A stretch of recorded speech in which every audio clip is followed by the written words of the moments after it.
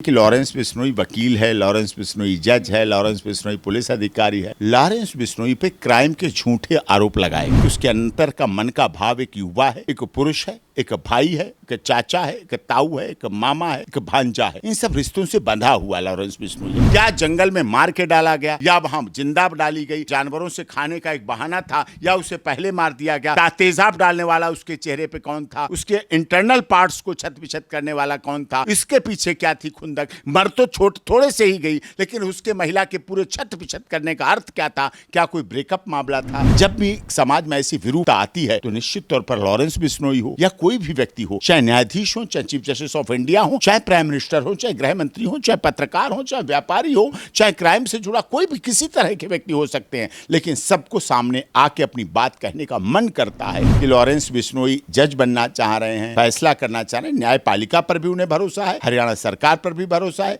हरियाणा की पुलिस पर भी भरोसा है। रात के 2:30 बजे यह निर्णय लिया गया कि केस की जांच सीबीआई करेगी और सौंप दिया गया रात के 2:30 बजे। इसका मतलब 24 घंटे हरियाणा की सरकार काम करती है और 2:30 बजे सौंप के अगले दिन उसका तीसरा पोस्टमार्टम एक तो जिले में हुआ, एक दूसरी जगह हुआ। तीसरा पोस्टमार्टम जो शर्त थी कि एम्स में होना चाहिए, 5 डॉक्टरों के पैनल के बीच होना चाहिए, वीडियोग्राफी के साथ होना चाहिए, वो पोस्टमार्टम कराया। रानी पद्मावत खिलजी के चरित्र हनन के आरोप से बचने के लिए अग्नि स्नान किया था, दाह लगाई थी, आग लगाई थी, अपने जलते हुए शरीर को स्वाहा कर दिया था। राग में अपनी अन्य रानियों के साथ दिखा दिया था कि खिलजी तेरे अरमान को भारत की नारी, भारत की स्त्री, भारत की बेटी, भारत की महारानी कभी बर्दाश्त नहीं करेगी। और सबसे अधिक प्रॉपर्टी, रेवेन्यू, राजस्व प्रॉपर्टी अगर किसी के नाम है तो इस देश की महिलाओं के नाम है, चाहे वो माता के रूप में हो, बहन के रूप में हो, बेटी के रूप में हो।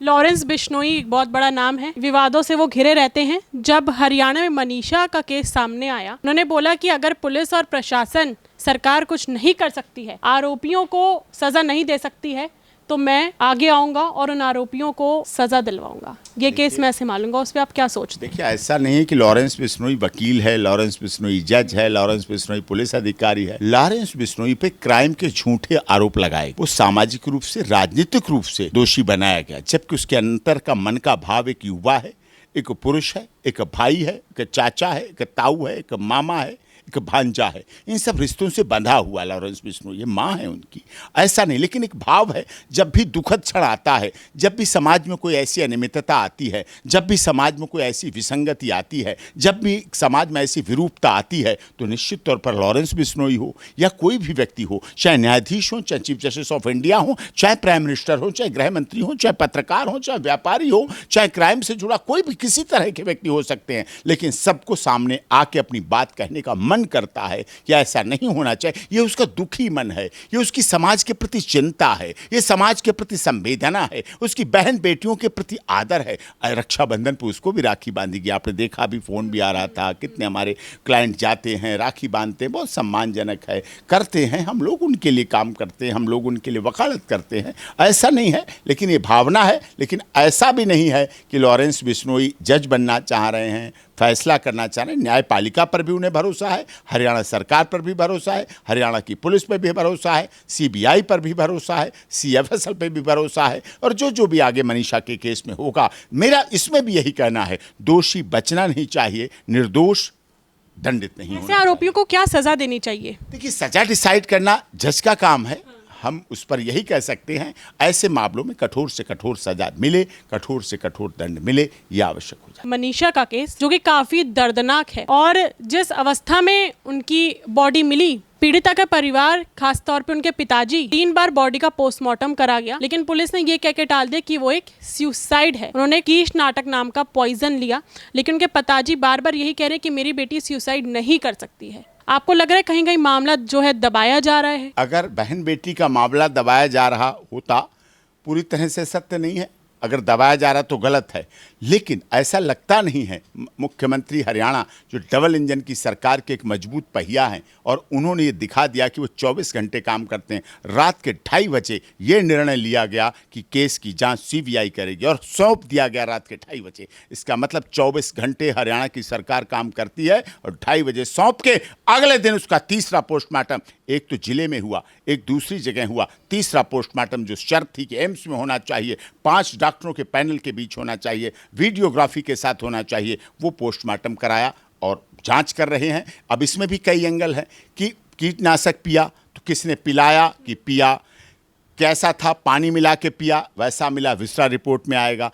पोस्टमार्टम में रेप की बात थी, नहीं थी, हुआ था, नहीं था, क्या उसका यौन शोषण हुआ, नहीं हुआ, क्या कारण था, ब्रेकअप हो चुका था, ये चीज़ें व्हाट्सएप चैटिंग पे आएंगी, एसएमएस पे आएंगी, कॉल डिटेल पे आएंगी, सीडीआर पे आएंगी। जंगल तक कैसे पहुंची लड़की, जंगल तक किसी गाड़ी से पहुंची, कौन ड्राइव कर रहा था, कौन सी गाड़ी थी, कितने लोग और साथ थे, फिर सीसीटीवी फुटेज क्या थी, कहाँ कहाँ की सीसीटीवी फुटेज उसके सराउंडिंग आती है, क्या जंगल में मार के डाला गया या वहाँ जिंदा डाली गई या जानवरों से खाने का एक बहाना था या उसे पहले मार दिया गया, तेजाब डालने वाला उसके चेहरे पे कौन था, उसके इंटरनल पार्ट्स को छत विछत करने वाला कौन था, इसके पीछे क्या थी खुंदक, मर तो थोड़े से ही गई लेकिन उसके महिला के पूरे छत विछत करने का अर्थ क्या था, क्या कोई ब्रेकअप मामला था, क्या कोई प्यार लव अफेयर का मामला था, क्या इसके पीछे कोई साधारण व्यक्ति हैं, क्या इसके पीछे कई अन्य व्यक्ति हैं, क्या इसके पीछे कोई हाई प्रोफाइल लोग हैं जो अपनी जान बचाने के लिए, जिनको बचाने के लिए प्रोटेक्ट तो कहीं नहीं किया जा रहा है, या इसका कोई मीडिया ट्रायल तो नहीं हो रहा है, या परिवार क्या कह रहा है, परिवार क्या नहीं कह रहा है, ये चीजें कहीं इसमें राजनीति तो नहीं हो रही है, कहीं सच्चाई छुपाई तो नहीं जा रही, कहीं सच दबा तो नहीं है, कहीं बात कुछ और है,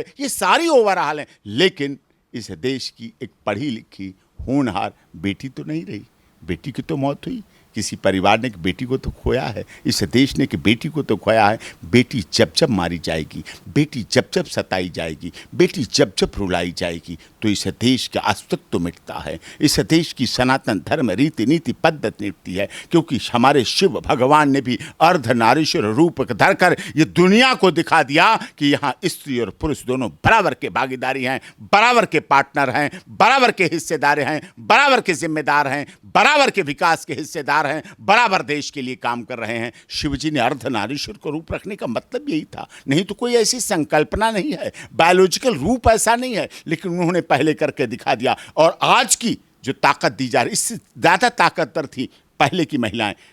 राजा दशरथ के साथ कैकेयी का युद्ध का वर्णन सबने देखा है, किस तरह युद्ध में रथ का पहिया दबा लिया था, पकड़ लिया था, कील निकल गए, युद्ध लड़ते रहे।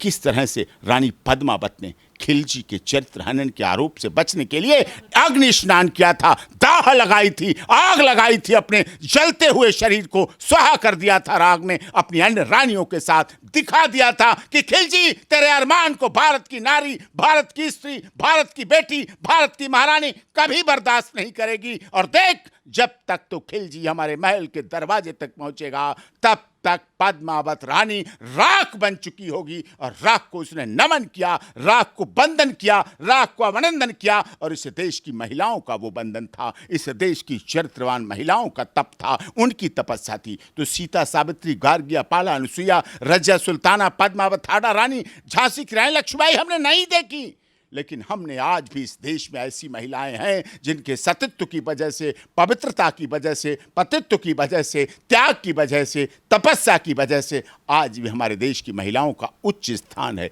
ऊंचा स्थान है। स्वामी विवेकानंद जी विदेश में पहुंचे थे, उनसे किसी ने कहा कि स्वामी विवेकानंद जी, आपके इंडिया में महिलाएं शेक हैंड नहीं करती, हमारे यहाँ तो हाथ मिलाती हैं। स्वामी विवेकानंद ने कहा, सुनो भाई, तुम्हारे यहाँ रानी एलिजाबेथ हैं, क्या सबसे हाथ मिलाती हैं?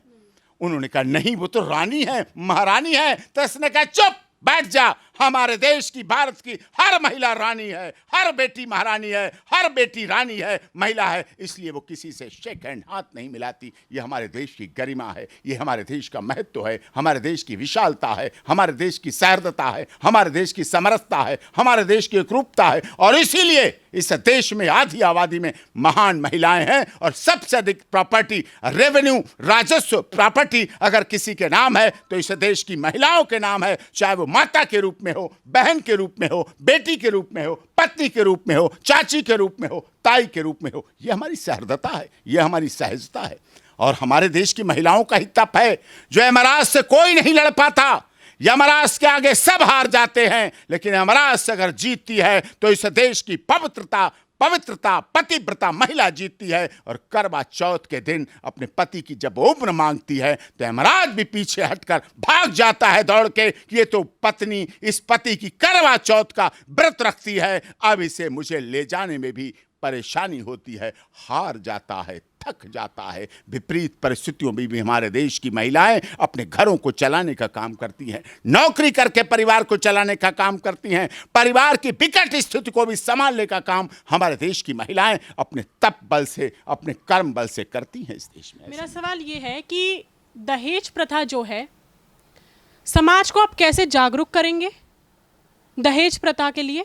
उनकी समाज की प्रतिक्रिया क्या होनी चाहिए दहेज प्रथा पे, और इसको जड़ से उखाड़ कैसे फेंकना चाहिए? देखिए, इसके लिए वीएनएस भी है, इंडियन पैनल कोड भी सख्त है, वीएनएस भी है कि किसी की भी हत्या दहेज के लिए, किसी की भी मारपीट दहेज के लिए, किसी के भी परिवार में विच्छिन्नता, क्योंकि महिला बड़ी मुश्किल से अपने घर को सजाती है, संवारती है, अब उसके साथ उसका सजा संवारा घर, उसका रंगा पोता घर किस तरह से अपने को बेडरूम को किचन को खुद नहीं खाती लेकिन डिब्बों में भर के रखना चाहती है सामान, खुद छोटे से बर्तन में खा लेती है लेकिन उसकी किचन के बर्तन सजे रहने चाहिए, खुद फटे वस्त्र पहन लेती है लेकिन उसकी अलमारी कपड़ों की सजी रहनी चाहिए। ये उसकी भावना है, ये उसकी जीवंतता है, लेकिन उसको दहेज रूपी भेड़िया, जो दहेज के भूखे भेड़िए हैं, दहेज के दानव हैं, दहेज के इतने लालची लोग हैं, वो अगर आज भी इस देश में इतने वर्षों के बाद जब हम 78 साल आज़ादी के मना चुके तब भी अगर हैं तो कानून इस पर सख्त। तो समाज को इस क्या प्रतिक्रिया होनी चाहिए? समाज जागरूक है,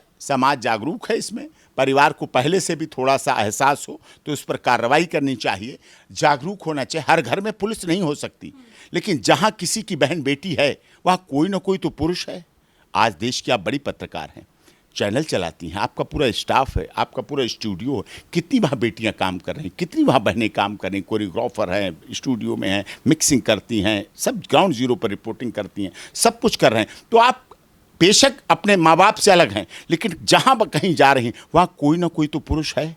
वो व्यक्ति आपका भाई हो सकता है, चाचा हो सकता है, ताऊ हो सकता है, बिना वर्दीधारी पुलिस वाला हो सकता है, और सबके पास मोबाइल फ़ोन है तो मोबाइल फोन के द्वारा रक्षार्थ कर सकता है, सुरक्षार्थ कर सकता है। अभी आपने एक बोला कि कहीं ना कहीं पुरुष तो होगा, चाहे बाहर होगा, चाहे आपके ऑफिस वर्क में होगा, चाहे घर में होगा, किसी भी रूप में हो सकता है।